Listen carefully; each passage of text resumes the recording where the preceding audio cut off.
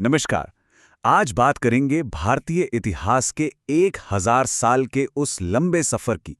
एक ऐसा दौर था ये जिसमें बहुत उथल-पुथल हुई, लेकिन साथ ही एक जबरदस्त कल्चरल मिक्स भी देखने को मिला।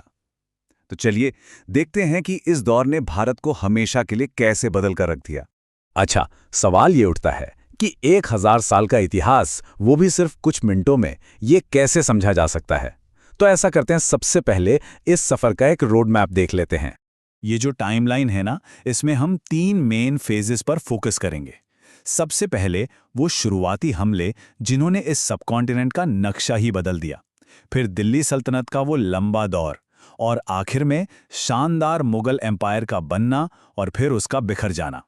तो चलिए, हमारा पहला पड़ाव है सल्तनत का बनना।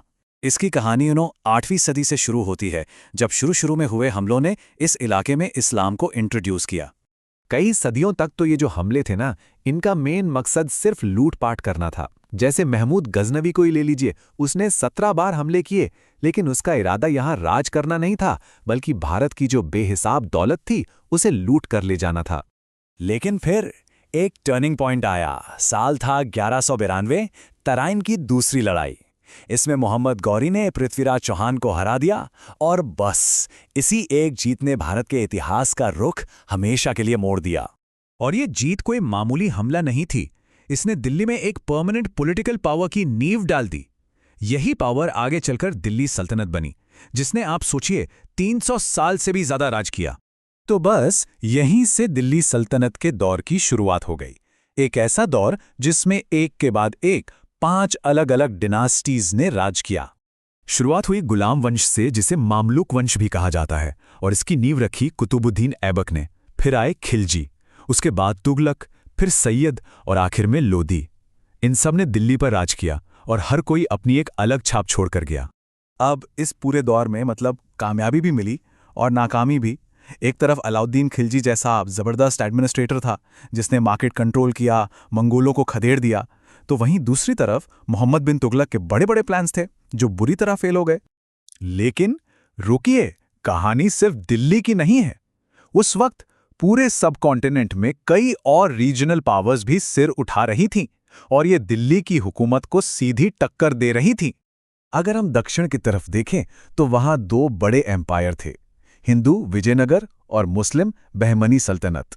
ये दोनों लगभग एक ही टाइम पर उभरे, और फिर दक्कन पर कब्जे के लिए इनके बीच एक लंबी दुश्मनी शुरू हो गई। उधर नॉर्थ में राजपूतों ने अपने किंगडम्स को बड़ी मजबूती से संभाले रखा था। इससे ये साफ पता चलता है कि उस वक्त पावर किसी एक जगह पर नहीं थी, बल्कि अलग-अलग हिस्सों में बटी हुई थी। फिर आया साल 1526, जब दिल्ली सल्तनत का दौर खत्म हुआ, और इसके खत्म होते ही एक नए, और कह सकते हैं कि पहले से कहीं ज्यादा ताकतवर एम्पायर यानी मुगल साम्राज्य के लिए रास्ता साफ हो गया। पानीपत की पहली लड़ाई। यहां बाबर ने अपनी बेहतर तोपों और बेहतरीन स्ट्रैटेजी के दम पर दिल्ली के आखिरी सुल्तान इब्राहिम लोदी को हरा दिया, और बस यहीं से भारत में मुगल वंश की नींव पड़ गई। इस एम्पायर को असली ऊंचाइयों पर पहुंचाया अकबर जैसे बादशाहों ने, जिन्होंने टॉलरेंस को बढ़ावा दिया, और शाहजहां, जिन्होंने ताजमहल जैसी बेमिसाल इमारतें बनवाईं। लेकिन फिर औरंगजेब की जो सख्त नीतियां थीं और जो कभी न खत्म होने वाली लड़ाइयां थीं, उन्हीं की वजह से इसका पतन भी शुरू हो गया। एक तरफ तो मुगल एम्पायर पॉलिटिकली कमजोर हो रहा था, लेकिन दूसरी तरफ, और ये बहुत इंटरेस्टिंग है, इसका जो कल्चरल इम्पैक्ट था ना, वो पूरे सब कॉन्टिनेंट में और भी गहरा होता जा रहा था। ये दौर सिर्फ लड़ाइयों और बादशाहों का ही नहीं था। इसी दौर में कबीर, गुरु नानक और सूफी संतों जैसे समाज सुधारकों ने प्यार और एकता का संदेश फैलाया। एक ऐसा संदेश जो धर्म की दीवारों को तोड़ रहा था, और इसी से एक मिलीजुली, एक गंगा जमनी तहजीब पैदा हुई। तो फिर सवाल वही है, इतना बड़ा, इतना ताकतवर एम्पायर आखिर गिरा कैसे? इसका जवाब छिपा है एम्पायर की अपनी अंदरूनी कमजोरियों में, और मराठों जैसी नई ताकतों के उठ खड़े होने में, जिन्होंने मुगल हुकूमत को हर तरफ से चैलेंज किया। और हां, यूरोपियन कंपनियों का बढ़ता असर भी एक बहुत बड़ा फैक्टर था। तो 18वीं सदी के बीच तक आते आते ये जो मेडिवल एरा था, ये खत्म हो गया, और भारत में कॉलोनियल रूल यानी औपनिवेशिक युग की शुरुआत के लिए स्टेज पूरी तरह से सेट हो चुका था। और आखिर में एक सवाल जरूर उठता है कि इस 1000 साल के दौर को किस चीज के लिए याद रखा जाए? क्या इसकी लगातार लड़ाइयों और संघर्षों के लिए, या फिर उस अनोखी, उस खूबसूरत मिलीजुली संस्कृति के लिए जो इसने हमें विरासत में दी?